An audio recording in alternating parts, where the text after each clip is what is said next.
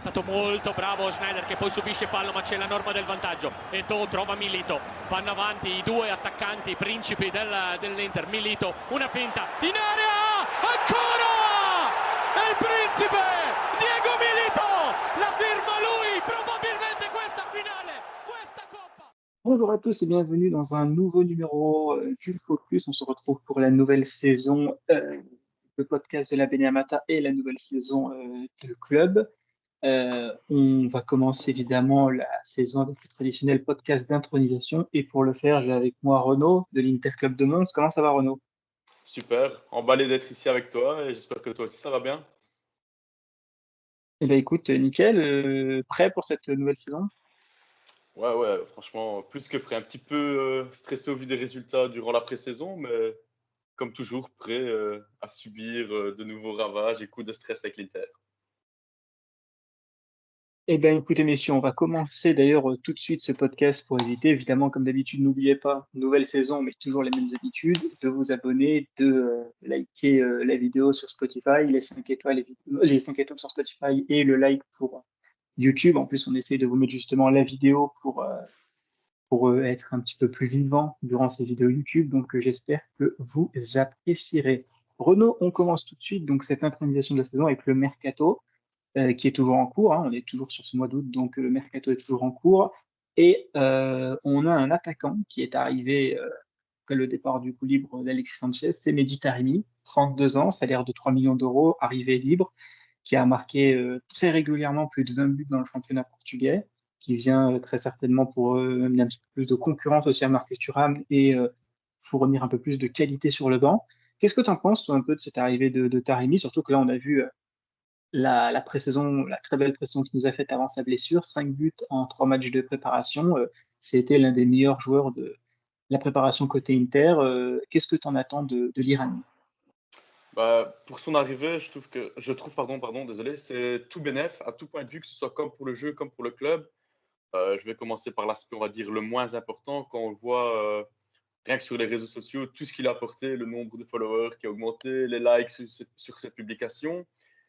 Oui, aussi ses déclarations, certes, on peut dire c'est les déclarations de signature d'un joueur et c'est de se montrer, de se faire bien voir auprès des fans, mais je trouve que c'est des tifosi, pardon. Mais de très très belles déclarations, que ce soit pour le collectif ou même se mettre en confiance ou aussi peut-être rassurer euh, d'autres joueurs comme par exemple Thuram avec qui il va sûrement être mis en concurrence. Après, pour l'aspect finance du club, bah, encore une fois, c'est 0 €, c'est gratos, c'est masterclass. On sait que ça nous porte beaucoup de chance, ça nous apporte beaucoup de chance, ce genre de signature. Quand on voit sa pré-saison, avant la blessure, malheureusement, c'est ça qui me fait un petit peu tiquer.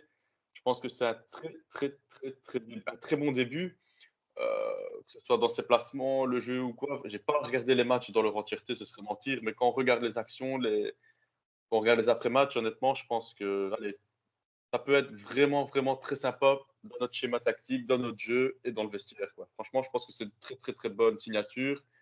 Et si c'était à refaire, je le referais sans problème, quoi. Direct. Un gars comme ça se prend et ça se refuse pas.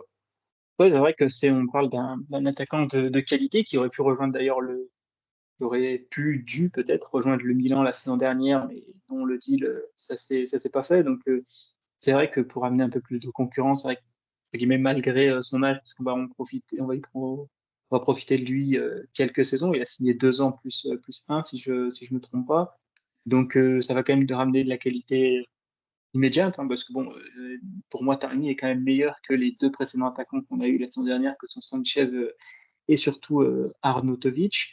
Euh, Qu'est-ce que tu en attends un peu de la place qui va prendre Taremi? Est-ce que bon là, vu qu'il s'est blessé, il commencera pas le premier match contre Genoa titulaire, mais est-ce que tu attends vraiment qu'il pousse Thuram un peu dans ses retranchements et qu'il potentiellement lui pique sa place de titulaire? Ou alors est-ce que tu attends que voilà, il aille quand même chercher Thuram, mais par rapport au profil de Thuram ou par rapport à sa saison, tu penses qu'il sera entre guillemets juste un joker de luxe? Au début, je le voyais plus comme joker de luxe.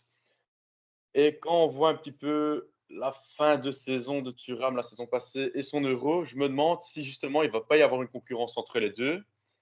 Après, là, ce qui va les départager, c'est qu'il faut dire cette saison-ci, on est obligé d'avoir deux effectifs. Un, parce qu'on a le championnat, la Champions League, la Coppa Italia. Fin de saison, ben, il y aura la Coupe du Monde des clubs. Donc, on va être obligé d'avoir deux effectifs tout au long de la saison. Et je pense que ben, si Inzaghi est malin, et c'est le cas, va pouvoir trouver une rotation entre les deux. Il va être obligé, il va devoir alterner. D'autant plus que, comme tu l'as très bien dit, Taremi, c'est pas Arnautovic ou Sanchez. Il suffit de regarder ses stats à Porto les dernières saisons. On attend beaucoup de lui, on a beaucoup, beaucoup, beaucoup d'attentes. Je pense que tous les supporters sont contents de son arrivée. On a tous cette envie de le voir scorer. Après, je pense qu'il n'y a pas que cette envie de le voir scorer. On ne veut pas que le joueur se démarque. On veut surtout c'est que notre équipe gagne le plus possible. Et voilà, il va y avoir cette concurrence avec Thuram. Je pense qu'on ne peut pas le nier. On ne va pas pouvoir l'éviter. Et c'est ce qui me fait un petit peu peur niveau vestiaire parce que voilà, c'est quand même un gros calibre ce joueur.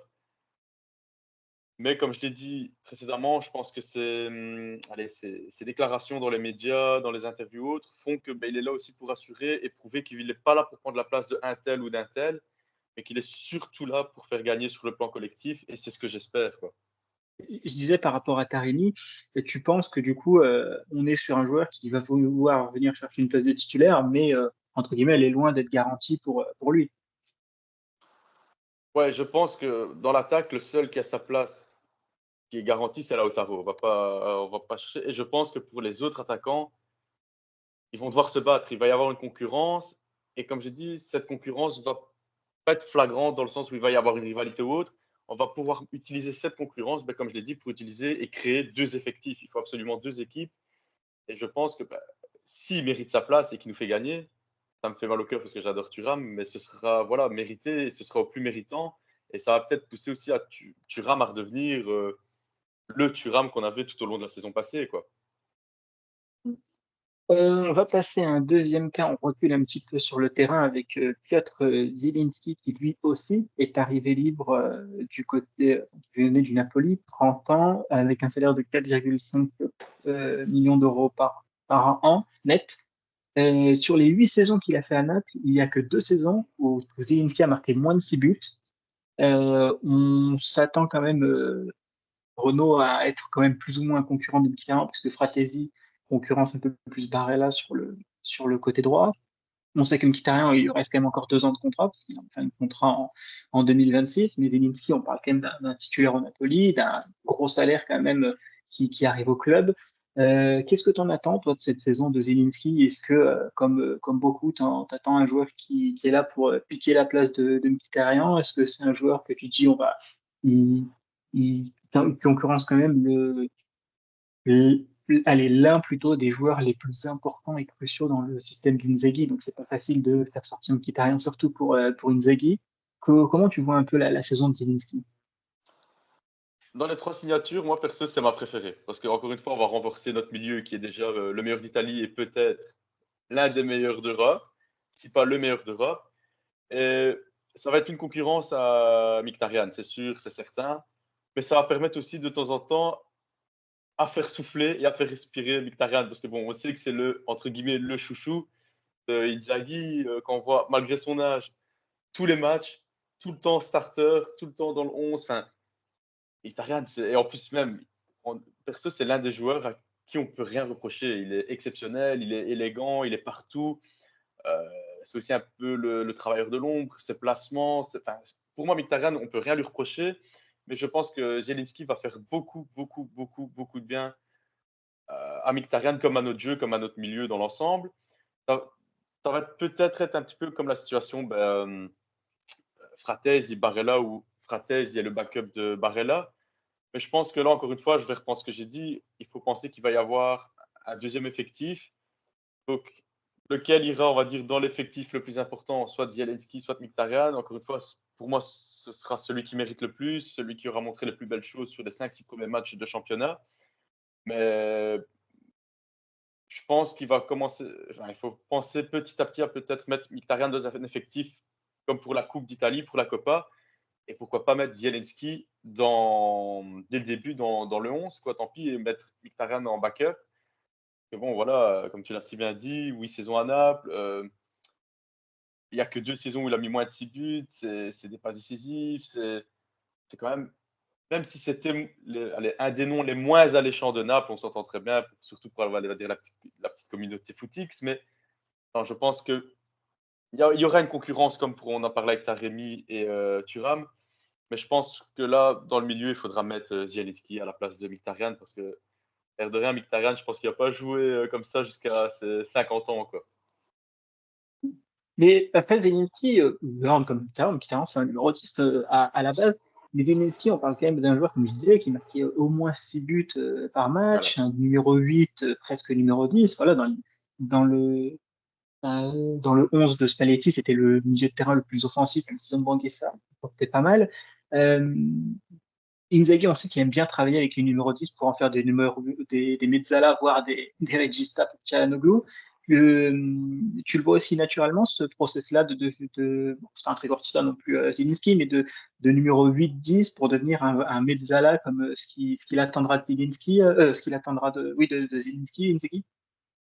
Ouais, je pense que vraiment l'adaptation au jeu de l'Inter va se faire facilement. Inzaghi, il a quand même, on le voit bien, toutes les signatures qu'il a eues, il a quand même réussi à bien les adapter à son jeu et surtout à l'effectif qui était déjà présent et aux joueurs déjà présents. Et comme tu l'as si bien dit, c'est vrai que c'est le profil type qu'il aime bien mettre les 10 en 8 et tout ça. Je pense que ça va se faire vraiment naturellement. Il faudra encore une fois, ben, comme d'habitude, les matchs de pré-saison, les 2, 3 premiers matchs de la saison. Et heureusement, ben, c'est pas non plus qu'on affronte des gros du top 5. Mais je pense que ouais, ça va se faire. Et je redis ce que j'ai dit précédemment. Pour moi, il va avoir sa place dans les titulaires, dans le 11. Et sauf si grosse blessure ou autre, Mkhitaryan reprendra la place, quoi. On finit avec Joseph Martinez, le gardien un peu plus rapide, 26 ans, il arrive 13,5 millions plus 2 millions de bonus, salaire à 1,5 million, qui sort de 2 saisons pleines au Genoa. La dernière saison, c'est 8 clean sheets en 36 matchs. Alors pour donner rapidement son profil, on est sur un gardien un peu plus libéraux, d'ailleurs, ce qui est aussi voulu par Gilardino au Genoa, puis on est bien placé pour le savoir avec les 2 matchs que le Genoa a fait contre nous la saison dernière. Et un gardien qui aussi, sur ses statistiques, est très exubérant sur les centres, ce qui nous change un petit peu de Yann Sommer, qui est un gardien plus calme sur la ligne, mais qui fait évidemment, qui a réalisé une excellente saison. Bon, on va dire, Renaud, que c'est le cas le plus facile à aborder parce qu'on sait qu'il arrive avec le bloc-notes et le petit crayon pour apprendre de Yann Sommer pendant 1 an ou un peu plus. Mais la question un petit peu, bon, vous savez qu'on est intéressé sur Pento, ça s'est pas fait, il allait en Arabie Saoudite pour un vrai beau salaire. Est-ce que Martinez, bon, il a même pas encore joué de match officiel, donc c'est compliqué évidemment de le dire, mais est-ce que Martinez, tu le vois, imaginons que Sommer part en 2025, est-ce que Martinez, on le voit potentiellement avec l'œil de ce qu'on a vu au Genoa, avec évidemment encore la possibilité de grandir, le potentiel et tout, de le voir comme un numéro 1 de l'Inter. On sait que Benton, on se l'imaginait entre guillemets assez facilement par rapport déjà à son âge, à son potentiel, à ce qu'on disait sur lui, aux éloges aussi qu'il avait reçus. Est-ce que Martinez, tu vois aussi ce potentiel destin de numéro 1 pour le post-Sommer, parce qu'on sait que là, il va faire une saison d'apprentissage avec le Suisse. Ouais, je le vois bien comme futur gardien de l'Inter, numéro 1. Et comme tu l'as dit, ben, il va être là vraiment avec son petit bloc-notes, il va être là pour apprendre. Et je vais encore me répéter, mais c'est le gars qu'on doit absolument mettre dans les matchs de Coupe d'Italie. Et pourquoi pas dans les, entre guillemets, même si on sait qu'il n'y a pas de petites équipes ou quoi, mais dans les plus petites affiches lors des matchs de Serie A.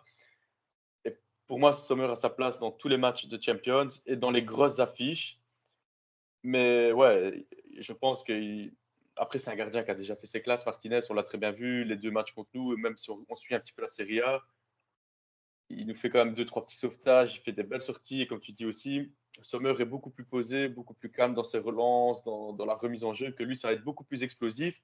Et des fois, peut-être, c'est ce qui nous manque, d'autant plus qu'on sait qu'on a quand même aussi un milieu assez offensif, et encore plus là maintenant avec l'arrivée de Zielinski. Je pense que ouais, on doit lui. Il faudra trouver encore, comme je l'ai dit, avec l'attaque, comme pour le cas Thuram et Taremi, de trouver une alternance, un qui fera les matchs les plus importants, les plus gros.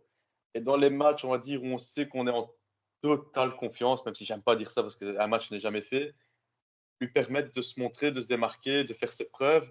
Mais je pense que cette année, il est surtout là pour apprendre et ça va être notre futur gardien. Sommer, on ne l'aura pas éternellement. Et surtout, ben, quand on voit un Odero qui part, voilà, merci pour les services rendus pendant une saison. Je préfère 1000 fois avoir un Martinez en backup qu'un Odero, quoi. Bon, on verra bien ce que notre ami Joseph Martinez jouera cette saison comme match. On a fait le côté recrue, maintenant on va s'aborder un petit peu sur le côté joueurs qui sont déjà dans l'effectif, notamment le cas d'Enzel Dumfries. Alors hier on a eu un peu les deux échos. On a eu David Ornstein qui disait que bon, Manchester United, vu que normalement Wan-Bissaka devrait bientôt partir, il y a possiblement un move qui pourrait se faire et possiblement Dumfries serait pas contre. Et on a en même temps Di Marzio qui dit que la prolongation va bientôt se faire, ça va bientôt être signé jusqu'en 2028 et un salaire autour de 4 millions d'euros. Un petit peu moins enfin, moins en tout cas que ce que Dumfries voulait. Qu'est-ce que tu en penses un peu de la prolongation du néerlandais, Renaud? Moi, pour être honnête, je pense de toute façon, je l'avais déjà dit dans les podcasts de la saison dernière, j'étais pas chaud pour qu'il prolonge, j'étais bien chaud pour en tirer 20-25 millions d'euros et aller chercher un certain Suisse qui s'est révélé du côté du championnat d'Europe, Dan Endoy sur le côté droit pour avoir un style pas différentiel de celui d'Armian. Est-ce que, voilà, bon, vu que la prolongation, mine de rien, encore rien n'est officiel et rien n'est encore acté, contrairement par exemple à Lautaro Martinez, t'es emballé par cette prolongation? Est-ce que tu te dis que c'était le bon été pour le vendre parce qu'il a quand même, voilà, hein, il commence à, les années commencent à avoir de raison de lui, il a quand même déjà 28 ans, mine de rien.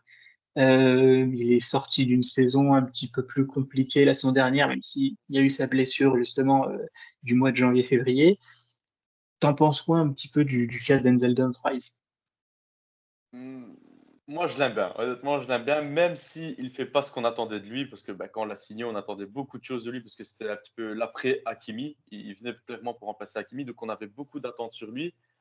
Alors, certes, c'est quand même un gars qui quand même commet beaucoup de boulettes, d'erreurs et tout, mais il fait partie de ces joueurs qui, au fond, j'aurais du mal de m'en séparer. Après, si sur la table, on nous met une belle somme et qu'on a une belle somme en échange, on ne peut pas refuser, parce que ce sera que bénéfique pour le club.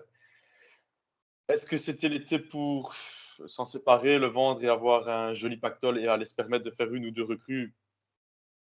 Oui, sûrement, sûrement. Après, j'ai l'impression que Dumfries, c'est la même chanson tous les 3 ou 4 mois. C'est qu'on nous dit tel club est dessus. Si je ne dis pas de bêtises, c'est Manchester United où il y a toujours un ou deux clubs anglais qui sont dessus. Pour Aston Villa, on nous a dit aussi. Aussi Aston Villa. Et j'ai l'impression que c'est la même chanson en boucle. C'est un vieux disque rayé. Dumfries, il va faire un ou deux bons matchs ou un but ou une assist. Hop, d'outre-Manche, il y a un club qui vient, qui est dessus, et on s'en sépare pas. Si on le prolonge, personnellement, je suis content parce que c'est un gars qui apporte. Comme tu l'as dit, la saison passée, c'était pas exceptionnel. Voilà, il faut pas oublier sa blessure non plus. Mais quand on voit ce qu'il montre toujours en équipe nationale, même si l'équipe nationale, ça reste pas non plus le club, à chaque fois quand je le vois jouer pour les Pays-Bas, je me dis, putain, De Vries, pourquoi tu ne fais pas ça tout le temps, toute la saison? Et j'ai cet espoir qu'un jour, il nous fasse ça justement chez nous. Alors voilà, je pense que contre un gros pactole, ouais, voilà, même si il fait partie de cette catégorie des joueurs que j'aime bien, que j'affectionne beaucoup et tout, voilà, les joueurs viennent, ils partent, au final, c'est le club qu'on aime. Mais je suis pas contre cette prolongation. Honnêtement, je pense que c'est le gars qu'on a besoin. Il a ses 2-3 trophées avec nous dans ses valises, le Scudetto. Même s'il fait beaucoup de boulettes, c'est aussi le gars, ben, il participe beaucoup et qui nous offre quand même pas mal de beaux jeux quand il en propose. Alors moi, perso, je suis bien content qu'on le prolonge. Et mine de rien, si on enlève la génération, entre guillemets, la génération Conte, Barella, Lautaro et tout, c'est l'un des joueurs les plus anciens de l'effectif, hein, arrivé en 2021. Ouais, c'est Donc, ça. si on fait un 11 titulaire de l'année dernière de champion, il y a Bastoni, il y a De Vrij, mais bon, il n'est pas tout le temps titulaire. Il y a Barella, il y a Lautaro, et c'est les seuls qui sont venus avant lui, parce que sinon Akan est venu au même été que lui, donc mine de rien, c'est vrai Ouais. que Renaud, il fait quand même partie des cadres de l'effectif, donc toi, tu dis, bon, allez, 4 millions net jusqu'en 2028, bon, peut-être que l'année prochaine ou dans 2 ans encore, il y aura les marronniers pour que on puisse le vendre, tu prolonges. Je pense que le revendre, on va le revendre. Il partira pas libre. Et je pense que, comme je l'ai dit, c'est ce disque rayé qui va se relancer. On va avoir encore une fois une proposition, deux propositions. On va avoir les médias qui vont s'enflammer. Encore Manchester United qui va revenir, revenir non-stop. Je pense que le train va s'arrêter plusieurs fois en gare. Donc, si une fois on doit s'en séparer et avoir un pactole, on l'aura, quoi. Eh bien, on va passer très rapidement parce que c'est, on va dire, il y a beaucoup de listes de départ, donc on va s'y attarder rapidement. Je vais faire un petit peu la liste Renault et ensuite tu reviendras sur les départs que tu souhaites. Donc, Oristiano qui part à Venezia pour 4 millions plus pourcentage à la revente. Mattia Zanotti qui part à Lugano 2 millions plus pourcentage à la revente. Franco Carboni qui est parti à River Plate près de 18 mois avec option d'achat et option de rachat pour l'Inter. D'ailleurs, sur ça, j'ai vu une info. Vu que Gallardo est revenu à River Plate, il ne compterait pas vraiment sur lui, donc ses agents essayent de voir pour déjà casser le prêt. Donc c'est vraiment un bon début. Van Heysden qui rejoint Malines en prêt avec option d'achat. Sebastiano Esposito rejoint Empoli en prêt avec option d'achat. Joe Esposito qui retourne à l'FP d'une deuxième année de suite en prêt sec. Akin Samiro qui va à la Sampdoria avec prêt avec option d'achat et option de rachat pour l'Inter. Et on a des départs libres Klassen, Sensi, Sanchez, Quadrado, et Odero qui sont en fin de prêt. Donc au total, avec tous ces joueurs-là, je parle que les joueurs libres et Odero, on a économisé 7,8 millions d'euros de salaire brut. Renault, un peu sur tous ces joueurs-là, après on va parler de Valentin Carboni juste après. Sur tous ces joueurs-là, est-ce qu'il y a des joueurs sur lesquels tu veux revenir par rapport à leur départ et tout il y a des joueurs aussi, là, il y a des ventes qui vont se conclure comme Agoumé pour 4 millions d'euros et 50% à la revente du côté du FC Séville définitivement. Là, Radu, c'est en train de se faire pour qu'il soit vendu à Sassuolo. Bon, l'Inter Oui. commence un peu à exfiltrer ces joueurs-là. Il reste techniquement les deux plus indésirables, Arnautovic et Correa, eux, ils sont toujours Ouais. là. Mais côté jeunes joueurs, Renault, le ménage, entre guillemets, a été fait. Ouais, ouais, en plus, c'est tout bénéf pour nous, ça libère de la place, de la masse salariale, ça nous permet de les revendre si on sait pas s'en débarrasser, parce que c'est pas non plus des mauvais joueurs. Par exemple, je vais prendre le cas des frères Esposito. Il y en a un que j'affectionne plus que l'autre et j'espère qu'il va pouvoir allez, comment dire, faire ses classes pour pouvoir revenir chez nous un jour et pourquoi pas briller sous notre vareuse. Après, voilà, tous ces départs, je pense que ça peut être que bénéfique pour nous. Ça libère vraiment de la place sur le banc. Et après, ben, pour, on va dire, l'effectif de l'équipe première avec qui on était champion, ben, Klassen, voilà, moi, c'est un des joueurs qui m'avait vraiment pas emballé l'année passée. Tensi, c'est un des joueurs que je trouve le plus élégant quand il se blesse pas. C'est malheureux, mais il est élégant, il est trop beau, j'adore ce joueur. Mais les blessures sur blessures sur blessures, non merci. Sanchez, voilà, c'est peut-être dans les départs, c'est celui un petit peu pour lequel on va dire entre guillemets je suis triste, mais sinon voilà, il faut aussi faire de la place. Qui va signer à l'Udinese potentiellement. Ouais, oui, j'ai vu justement aujourd'hui. Quadrado, le seul plaisir que j'ai pris l'année passée, c'est quand j'ai vu célébrer avec le logo de l'Inter et le Scudetto pour dire dans Merté, allez taquiner tous les copains Juventines. Sinon, on n'a rien vu avec ces blessures. Malheureusement, c'est les blessures encore une fois. Et Odero, voilà, il a fait 2-3 matchs, il a fait du bien, mais c'est pas le joueur pour qui j'avais beaucoup d'attachement ou quoi. Et je pense que si on veut évoluer et encore step up, aller plus loin, on ne devait pas garder ces gars-là et aller chercher les trois justement qu'on a été chercher. Et pourquoi pas aller en chercher d'autres si on sait, ou faire monter des jeunes, quoi. Du coup, on va passer à Valentin Carboni, qui en plus a été officialisé du côté de Marseille de son arrivée à Marseille. Donc c'est un prêt payant d'1 million d'euros.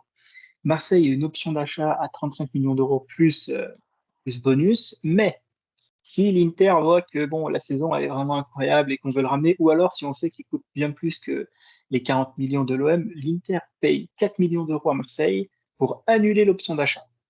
Donc en gros, il revient pour 4 millions d'euros. Et d'ailleurs, cette formule-là, d'ailleurs, Cédric Canelé l'avait très bien expliqué dans un podcast, elle est plus avantageuse que 36 d'options d'achat et 40 d'options de rachat, puisque si tu mets 40 d'options de rachat, il rentre dans ton bilan. C'est-à-dire que Carboni, il coûte plus seulement 4 millions, il coûte 40 millions. Ouais. Et sur le bilan, c'est un problème par rapport à l'UEFA, et parce que maintenant, c'est le coût de l'effectif que prend en compte l'UEFA. Et il nous coûterait 40 millions qu'il faudrait amortir sur 5 ans, tout ça, donc c'était plus compliqué. Donc là, c'est un deal qui va à Marseille parce qu'ils ont quand même un joueur de qualité et qui potentiellement peuvent le racheter. Mais il faut pas se mentir, c'est quand même un deal qui arrange encore plus l'Inter parce que t'es formé dans un club, l'un des meilleurs clubs de Ligue 1, qui va très certainement jouer titulaire, sous un coach qui le voulait et qui a un style de jeu qui peut le mettre en avant. Bon, Renaud, c'est vrai que on aurait aimé le garder. Après, il y a la fameuse, entre guillemets, le théorème qui s'est confirmé. Renaud, Inzaghi a dit que Carboni, ça serait intéressant de le garder à l'Inter. 10 jours plus tard, il est parti à Monza l'année dernière. Inzaghi dit que le profil de Carboni est intéressant parce qu'il n'y a pas de dribble dans l'Inter. 1 mois plus tard, il signe officiellement à l'OM. Bon, on a compris qu'il fallait plus trop écouter Inzaghi sur Valentin Carboni, mais mine de rien, Renaud, je sais pas ce que tu en penses. Est-ce que pour toi, c'est un peu le deal parfait dans le club idéal pour que l'Argentin continue de progresser, l'Argentin vainqueur de la Copa América? Ouais, parce que il doit aller là, parce que le coach le voulait, De Zerbi le voulait. Il va sûrement être titulaire, ou s'il n'est pas, il va avoir énormément de temps de jeu. Même si je suis convaincu qu'il sera titulaire. Je pense que c'est, comme tu l'as dit, l'un des meilleurs clubs de Ligue 1, et c'est là qu'il va pouvoir se faire ses classes, ses années et sa formation. Après, l'option d'achat et tout ça, lui-même, même si la somme 36 millions, ça paraît quand même assez excessif pour lui. Après, comme tu l'as dit, il vient de remporter la Copa. Il a remporté techniquement, il a remporté le Scudetto et tout ça. Donc, il faut voir les valeurs marchandes à l'heure actuelle, comment ça fonctionne et tout. C'est assez complexe et c'est un autre sujet. Mais je pense que ouais, pour nous, c'est tout bénéf. C'est bénéf pour les deux, mais pour nous encore plus. Et je pense que ben, si on attend la fin, je ne vois pas Marseille l'acheter. Honnêtement, je ne vois pas Marseille mettre l'argent sur la table et le prendre. Sauf Je- si s'ils font par exemple deuxième de Ligue 1, ils sont en Ligue des Champions, il fait une saison à 10 buts, 12 passes D, potentiellement. Mais tu vois encore, c'est le fameux ce que j'ai dit, et si l'Inter voit justement cette saison-là, contre, tu sais, contre Kems, entre guillemets, si je peux appeler ça comme ça, contre Uno, et que je te mets 4 millions d'euros et que je le reprends. Donc en fait, il y a très peu de scénarios où je vois que Marseille le rachète, parce que même s'il a une valeur marchande incroyable, bah, à l'Inter, ouais. ils repayeront 4 millions et ils le revendront 50 bâtons. Ouais, je pense que, allez, même si on va devoir payer 4 millions, on va les regagner autrement. Sûr et certain, on va les regagner autrement. Que ce soit avec lui, si on arrive à l'inclure dans l'effectif et qu'il arrive à performer et à faire les beaux jours de l'Inter, pourquoi pas.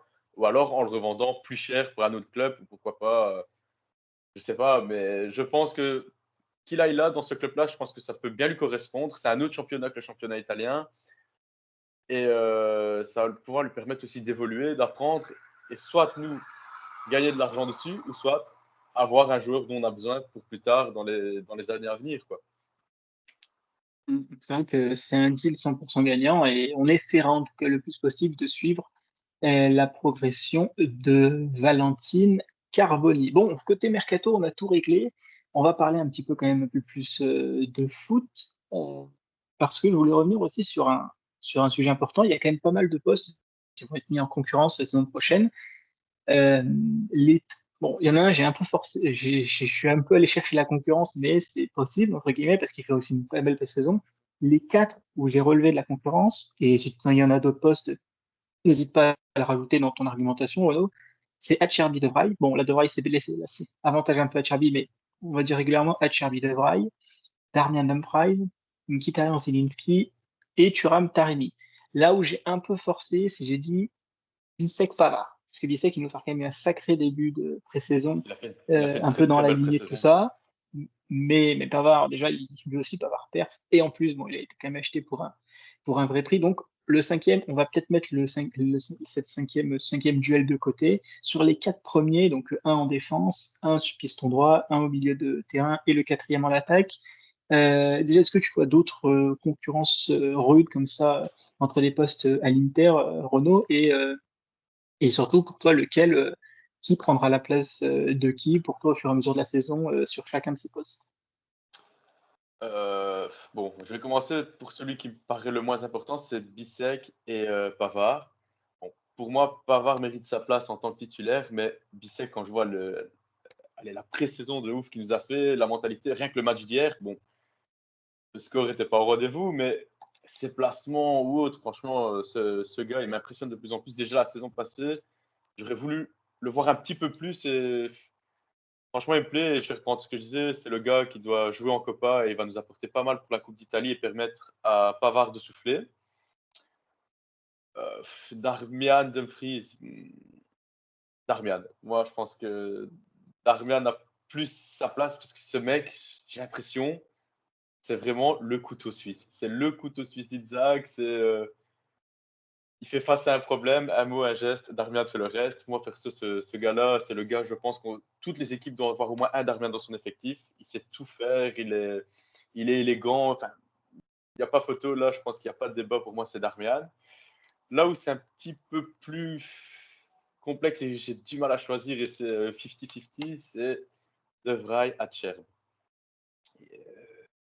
De Vrij, c'est le gars qui était là dans l'effectif du Scoudet quelle année encore de Inter 2021. 2021, ouais, j'allais me tromper d'une année, heureusement. Il est là, voilà. Après, à Cherb, c'est un petit peu le vieux briscard, je vais appeler. Cette maturité, c'est quand on voit ce qu'il nous a fait à la finale de Champions League, ou tous les gros joueurs qu'il a tenus pendant les gros matchs, dans les grosses affiches de Champions League, ou même simplement en série, en championnat, les plus gros joueurs, il les a dans sa poche, et je pense que le soir, quand il rentre chez lui, il les retire avec ses clés. Là, franchement, j'arrive pas à choisir. J'arrive pas à choisir. Et si je devais choisir, je me dirais, je prendrais plus un Acerbi. Honnêtement, niveau jeu, mentalité, je prendrais plus un Acerbi, mais les deux se valent pour moi. Et après, bah, pour le milieu, Mkhitaryan, Zielinski, j'adore Mkhitaryan, et tout ce qu'il nous a fait depuis qu'il est là, c'est grandiose. On peut que le remercier. Mais je mettrais plus un Zielinski en titulaire. Contact. Voilà. Donc là, on revient sur ce qu'on disait au début, c'est choisir entre C'est ça. Taremi et Thuram. Taremi et Thuram. Thuram a déjà joué chez nous une saison et ce qu'il a montré, c'était merveilleux. Et puis sur papier, ben, quand on voit les stats de Taremi sur ses années précédentes et ce qu'il nous a montré ici avant sa blessure, allez, je vais dire Taremi. J'ai envie de le voir quand même. J'ai quand même envie de voir ce que ça va donner, et peut-être pour créer un électrochoc à Thuram afin qu'il y ait cette pseudo-concurrence pour qu'ils soient tous les deux au meilleur de leur forme et qu'ils se battent pour faire gagner l'Inter. Bon, vu que je pense que les auditeurs vont aussi attendre que je me jette un petit peu à l'eau, moi, c'est vrai qu'Acerbi de Vrij, c'est compliqué parce qu'en fait, chacun arrive à gérer un style de numéro 9. Acerbi arrive à gérer les numéros 9 de surface et de Vrij arrive à gérer les faux numéros 9, entre guillemets. Et chacun n'arrive pas à gérer l'autre type de numéro 9. Donc là, entre guillemets, selon les matchs. Là, je me mouille pas parce que là, c'est selon les matchs. Si tu affrontes Ouais. un Morata, je te mets Acerbi. Si tu affrontes une équipe qui joue un peu plus avec un faux 9, comme des fois l'Atalanta le fait, je mettrais plus un joueur comme De Vrij.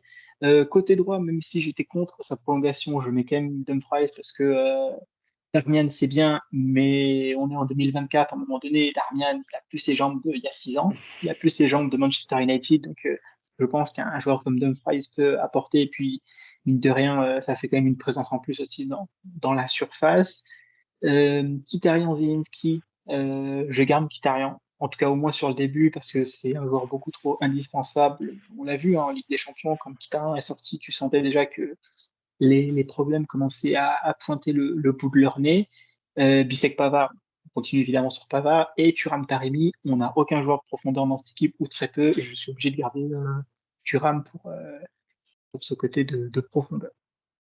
Donc, on n'a pas des fois non plus si différents que ça. Euh, pour continuer aussi un petit peu, Renaud, sur cette saison de Serie A, côté Inter, et après on passera aux concurrents. Qu'est-ce que tu attends de l'Inter cette saison? Pas en termes d'objectifs et de trophées, mais en termes peut-être de style de jeu. On sait qu'Inzaghi a un peu plus réinventé son football la saison dernière notamment. Qu'est-ce que tu attends tactiquement comme innovation tactique que peut proposer Inzaghi pour justement être un peu plus imprévisible et permettre aussi à l'Inter de surprendre ses concurrents? Alors là, franchement, je- le jeu qu'il nous a proposé l'année passée, pour moi, je ne sais pas si je peux attendre quelque chose de différent de ça, même si maintenant, je pense que toute la concurrence connaît ce jeu, connaît sa tactique, son schéma, ce qu'il a derrière la tête. Je ne vois pas vraiment une évolution où j'ai pas d'attente. Honnêtement, je n'ai vraiment pas d'attente. J'ai plus d'attente sur les objectifs, mais sur son schéma tactique, son jeu ou autre, honnêtement, c'est déjà à voir comment il va réussir à intégrer les nouveaux joueurs dans son effectif, comment eux-mêmes vont se démarquer. Et c'est aussi gérer avec tout ce qu'on va voir aussi, les aléas d'une saison, les blessures. Il va y avoir aussi ce fameux mercato hivernal. Mais sinon, au niveau du schéma du jeu ou de la proposition d'Inzaghi, pardon, j'ai, j'ai pas vraiment beaucoup d'attentes.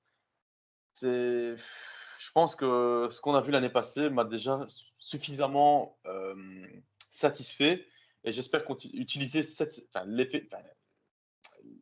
qu'on a vu la saison passée comme bonne base pour repartir sur de meilleures bases et pour pouvoir évoluer. Maintenant, en attente, honnêtement, j'en ai pas plus que ça. Moi, je suis plus dans les objectifs, malheureusement, mais dans la proposition du jeu, c'est déjà du grand art ce qu'on a vu la saison passée et s'il arrive à nous proposer mieux, pourquoi pas? Et j'attends de voir ça maintenant. Je vois pas comment on pourrait se démarquer de ce qu'on a pu voir la saison passée, quoi. Ok, donc t'attends pas quelque chose, on va dire, de un peu entre guillemets révolutionnaire sur l'aspect tactique pour la saison qui arrive, pour surprendre Non, encore plus les adversaires. Bon après, sans évidemment, sans dire que Bastoni jouait ailier droit à partir de la saison prochaine ouais. parce que et tout, mais tu t'as pas quelque chose. En tout cas, bon, après on découvrira évidemment sur la saison qui arrive qu'est-ce que ce sera cette nouveauté, puisqu'ils seront obligés d'amener un peu plus de nouveautés et pas faire du copier-coller la saison dernière. Mais en tout cas, pour le moment, toi, tu le sens pas le truc nouveau que va préparer Inzaghi. Ouais, voilà, comme tu l'as dit, je vois pas le copier-coller de la saison passée parce que là, il y a même pas besoin d'espérer un objectif, on n'aura rien. Je pense que tout le monde nous attend au tournant, c'est logique, on sera champion en titre et tout le monde connaît le jeu et les schémas d'Inzaghi, mais après, je sais qu'il va nous réserver sa surprise, il va nous apporter ce petit coup de pinceau, cette petite étincelle qui va faire en sorte encore une fois, il arrive à évoluer et nous proposer autre chose, mais honnêtement, je ne vois pas comment on pourrait ou qu'est-ce qu'il pourrait nous proposer pour être, mis à part les nouveaux joueurs, le nouvel effectif et le changement d'effectif, avec les départs et les arrivées, mais au niveau du schéma, du jeu, de la proposition d'Inzaghi, honnêtement, là, je ne vois clairement pas ce qu'on pourrait faire. Dernière question côté Inter, on va passer après sur Ouais. la concurrence pour le Scudetto. Quel est le joueur que tu attends le plus cette saison parmi les joueurs de l'Inter et pourquoi ce joueur en particulier? Ça peut être aussi bien un Lautaro Martinez pour garder son titre de capocannoniere, qu'un Taremi parce qu'il doit apporter ses buts, qu'un Zelinski, qu'un Bastoni, qu'un Cherby, qu'un Sommer même. Quel joueur t'attends le plus? Tu dis là, la saison 2024-2025, ça doit être sa saison. Je pourrais dire ça de Lautaro, mais cette saison-ci, c'est déjà sa saison. Il suffit de voir tout ce qu'il a gagné, plus ses stats et tout. Après, voilà, j'espère qu'il fera encore mieux de ce qu'il a pu faire cette saison. Ce serait que bénéfique pour nous. Je vais plus me diriger vers une arrivée, je dirais Taremi. Pour encore une fois, créer un électrochoc à Thuram pour qu'ils soient tous les deux au meilleur de leur forme et au sommet de leur art. Qui nous propose ce qu'il a proposé dans son dernier club, donc précédemment. Et surtout, encore une fois, ça va être que des victoires. Techniquement, lui qui marque le plus de buts gagne. Donc j'attends vraiment la saison de Taremi. Surtout que ça va être un gros défi pour lui, comme c'est sa première saison sous nos couleurs, sous notre vareuse. Et ça fait toujours plaisir de voir une signature, encore plus quand elle est gratuite, je vais dire comme ça, exploser chez nous. Parce que dans les joueurs qui sont déjà là, dans ceux qui sont déjà dans l'effectif, pour moi, ils ont déjà montré, ils ont déjà explosé, que ce soit, même s'ils peuvent encore plus exploser, mais j'ai envie de voir exploser à nouveau une arrivée, et ce serait Taremi, par exemple. Ok, eh ben on termine sur ça, sur la partie Inter, et on va passer aux concurrents. Alors, sur les concurrents, j'en ai noté trois principaux, la Juventus de Thiago Motta, le Milan de Paulo Fonseca et le Napoli de notre ancien Antonio Conte. Bon, je pense que tout le monde a un petit peu près suivi les mercatos de chaque équipe, même si évidemment ça continue de bouger et autres.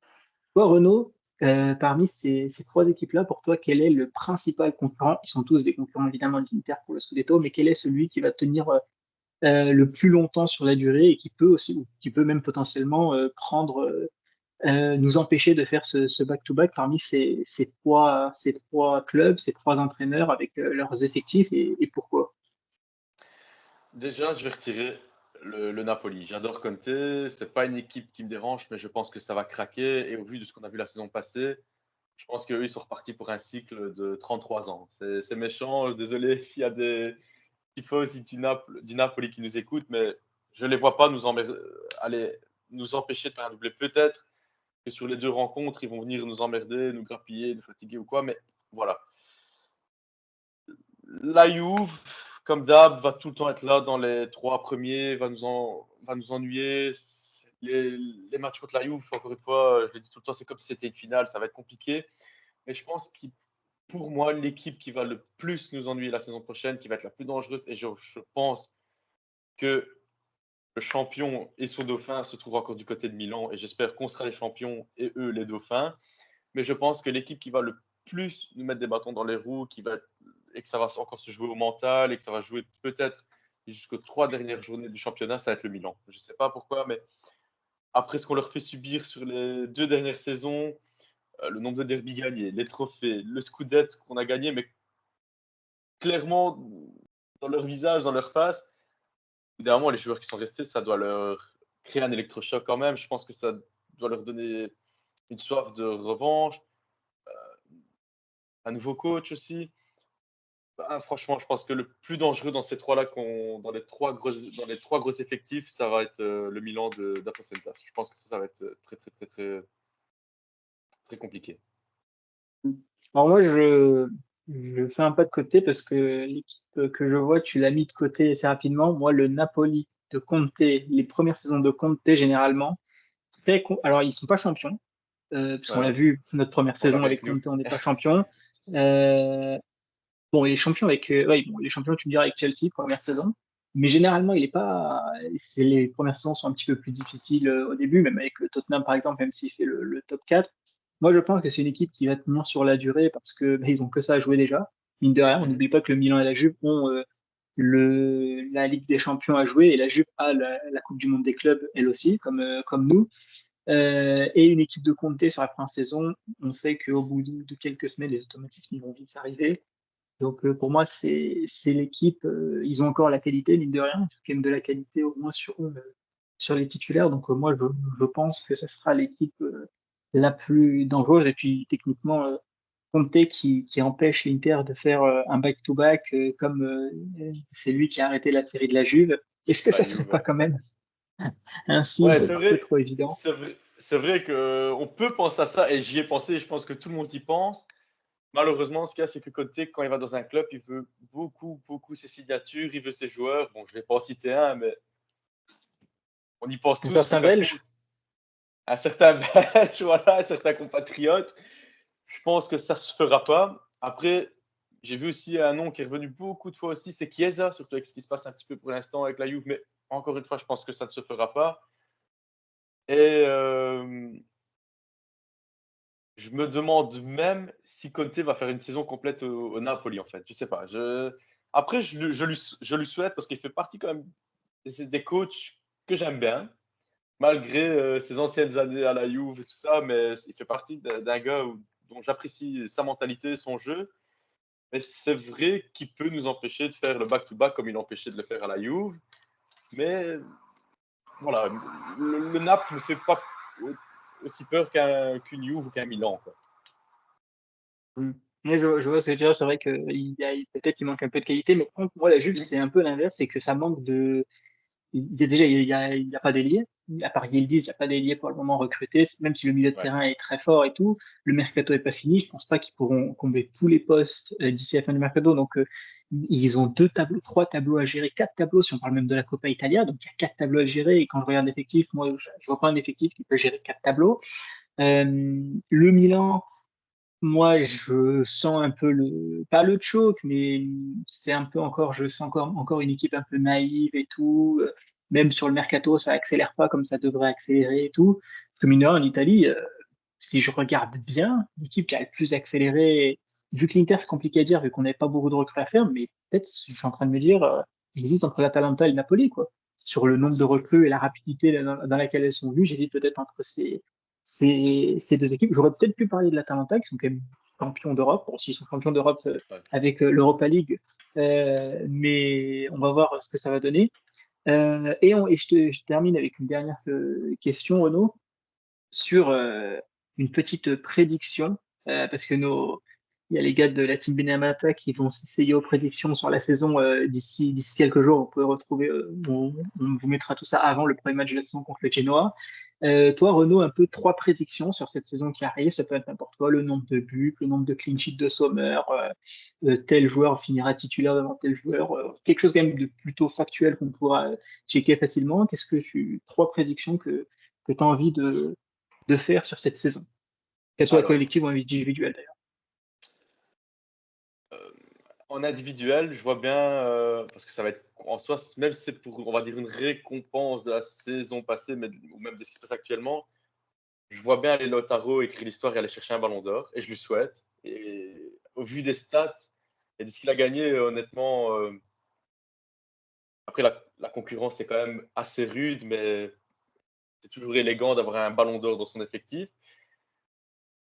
Deuxième prédiction, je nous vois bien aller chercher le back-to-back et un deuxième trophée, mais il va y avoir tellement d'opportunités entre le championnat, la coupe, la super coupe, la coupe du monde des clubs et la Champions League. Si on peut faire ce qu'on a fait en 2010, ce sera encore mieux comme prédiction, mais je nous vois bien aller chercher 2 trophées, mais dans ces 2 trophées, j'y mets directement le back-to-back, le championnat. Et on doit le faire. Je ne sais pas pourquoi, mais je sens qu'on doit le faire. Et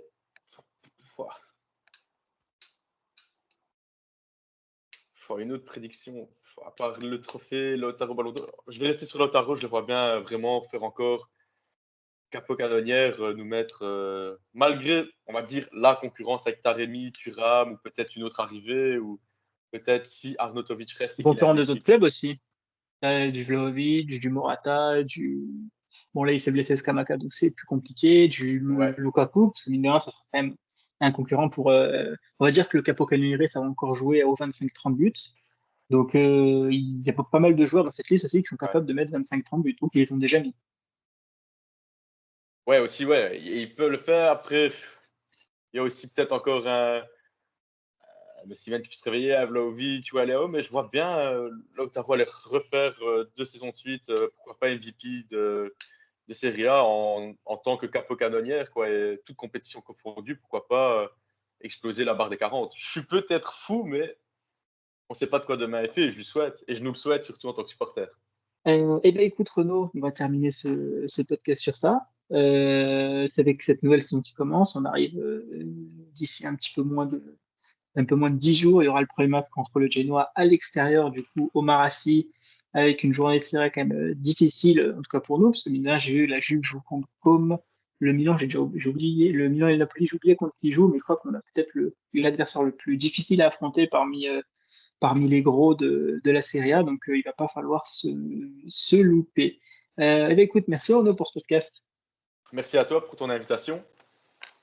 Et pour les auditeurs, comme j'ai dit, n'oubliez pas de vous abonner, les 5 étoiles sur Spotify, les likes évidemment sur YouTube, et nous, on se retrouve pour un prochain podcast. Ciao à tous!